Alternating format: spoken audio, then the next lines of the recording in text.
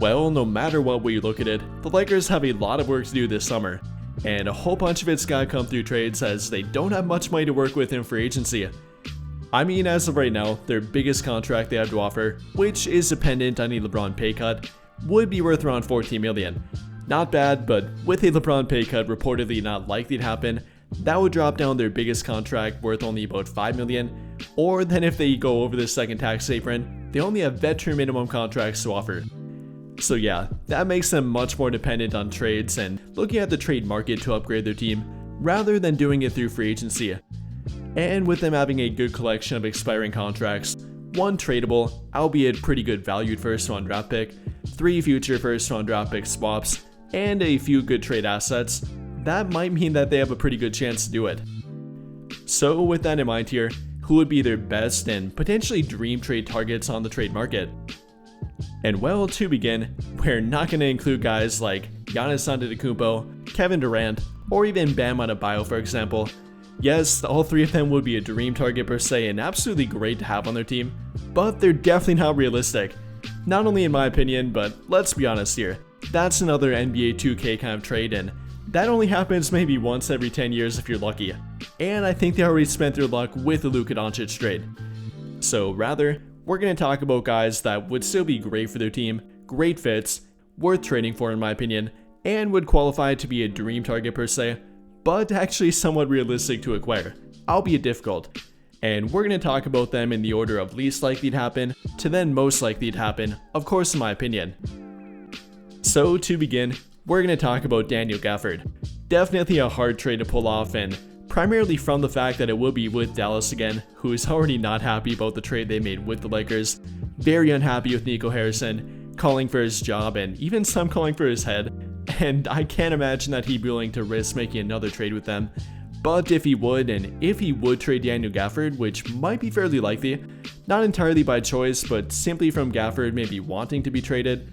After all, Daniel Gafford is under a 1-year contract, and if they're not offering him enough money or the contract that he wants from their team, then he definitely would look to a different team. And then on top of that, his role did decrease last season. When Derek Lively was healthy, he became the starter over Daniel Gafford. Then with them adding Anthony Davis, that's kind of a logjam at center. AD, despite kind of being a power forward, will play at center. Then with Derek Lively and Daniel Gafford all on one team, he might be the odd man out here. So between all of that, he might ask to be traded or potentially request to be traded if the right trade would come along for them. And well, maybe the team would be the Lakers. Again, not sure it's very likely, but they definitely would be interested. They've already shown to be a great fit, meaning Daniel Gafford and Luka Doncic. The lob connection between them, Daniel Gafford having great timing and obviously being an athletic freak for that size, being a great defender and great rim protector, he would theoretically be a great fit for their team. But to get him, the Lakers would definitely have to throw in a lot of assets, kind of to make up for the Luka Doncic trade and what the Mavs did not get in that trade. So they would probably have to be the clear winner here in regard to assets, with the Lakers having to offer something like their 2031 first round draft pick, their final remaining tradable first round draft pick, likely completely unprotected, probably a guy like Dalton Knecht. Then for additional salary to a third team like Maxi Kleber, that's probably what it would take to pull this kind of trade off. Which in my opinion might not be worth it, but if they could pull it off for something like this or below it, I'd definitely like to have Daniel Gafford, albeit I don't find it very likely, so probably don't hope for this one to happen too much. But then moving on to trade number 2, heading over to a team like the Pelicans, and actually not for a center this time. Yes, believe it or not, they do have a few other needs, and one of them does happen to be point of attack defense and simply versatile defense in general, which ideally could be with a guy like Herb Jones. Again, don't find this trade entirely likely, the second least likely trade in my opinion, but if they could pull a trade off for Herb Jones, I definitely would be interested.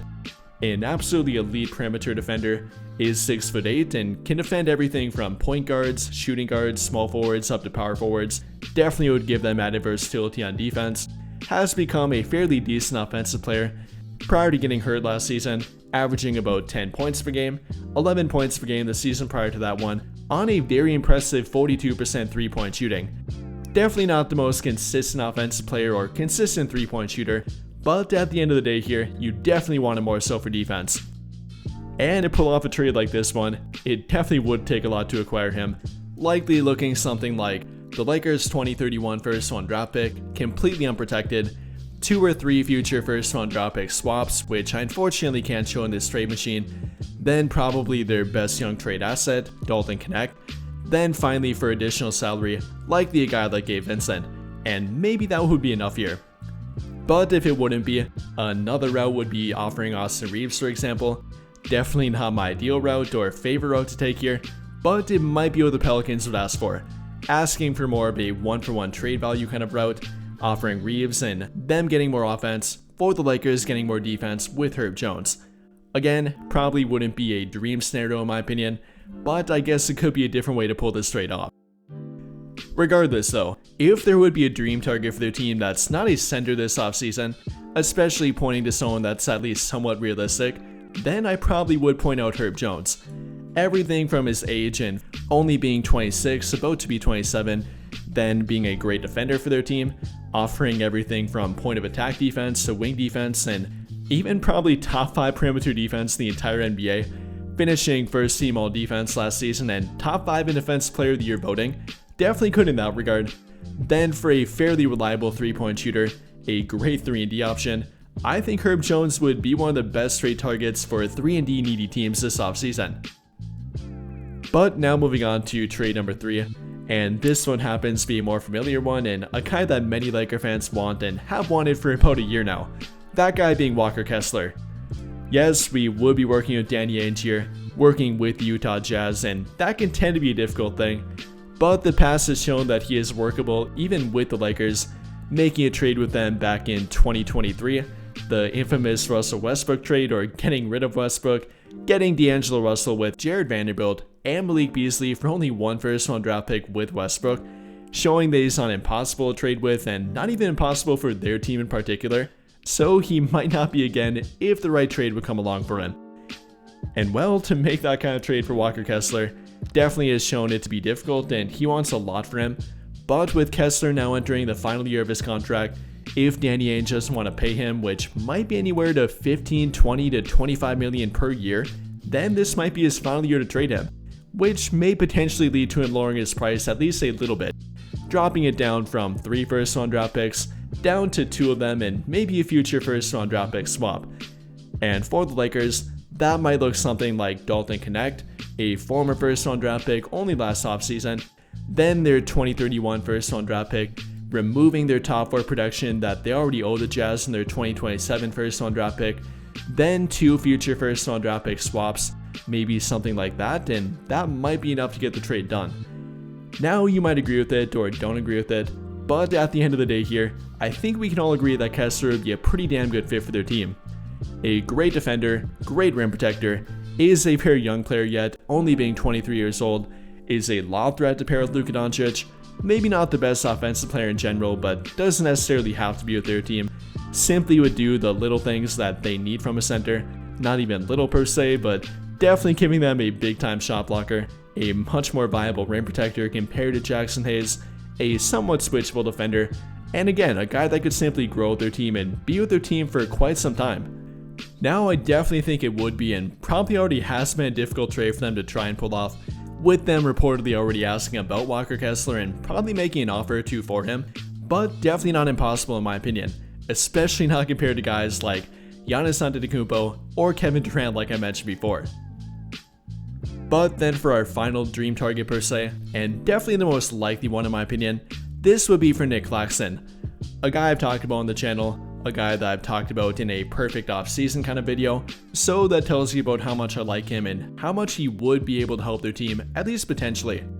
And for a trade for him, we'd be looking at something like Gabe Vincent, Maxi Kleber, then trading salary to a third team, maybe a guy like Shake Milton, and offloading him to the Charlotte Hornets, then including their 2031 first-round draft pick to the Brooklyn Nets, then the Nets sending over a second-round draft pick for compensation for the Hornets taking on salary.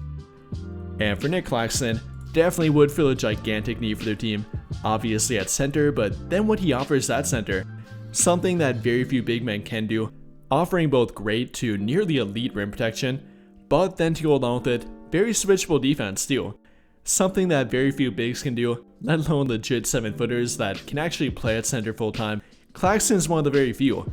and that led to him being a former top 10 Defense Player of the Year candidate back in 2022-23, showing his defensive acumen, ability to protect the rim but also switch on defense, rotate on defense, play different kind of schemes on defense, and that's something that JJ Redick would definitely like to have on his team.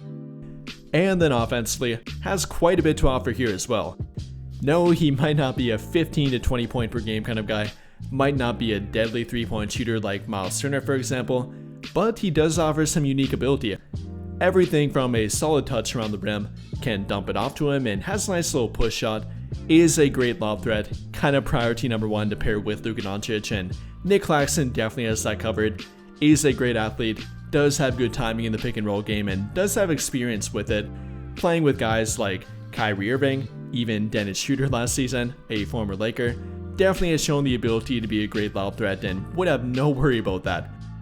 But then finally, does have the ability to put the ball on the floor as a big, and even bring the ball up the floor following a rebound, something that can apply a lot of pressure to your opponent's defense if an opposing big man has to pick up full court and actually defend the perimeter, or simply guard a guy that can put the ball on the floor and attack the rim, much like Nick Claxton can do. That's something that can provide a unique aspect to your offense and something the Lakers currently do not have in their offense. So between all of that, then not to mention his availability and actually likelihood of being traded for, that will put Nick Claxton at the top of my list and definitely the most realistic dream target in my opinion. And yes, even with the contract that some people tend to have a problem with, it does tend to be a little bit big for a center, and I wouldn't say he directly played up to it last season, but put him on a better team and a better fitting team around him, and I definitely think he would be worth it, especially with it being a descending contract, being worth $25 million next season, but then only $23 million in 2026-27, then down to $21 million in 2027-28, and combine that with the salary cap going up roughly 10% every season, and that's not a bad contract in my opinion. But with all of that being said, what do you guys think? How do you feel about the dream targets I mentioned and the possibility or likelihood of the Lakers being able to acquire them, both from an asset standpoint or simply from an availability standpoint? Let me know your thoughts in the comments down below, and let me know if you have any other dream targets that you'd like to mention too. But I think that'll pretty much do it for this one, and if you enjoyed the video, then I'll greatly appreciate it if you dropped a like, subscribe to the channel if you have not already, and hit that notification bell to never miss out when I upload a video. But as always, thank you for watching and have a great day or night.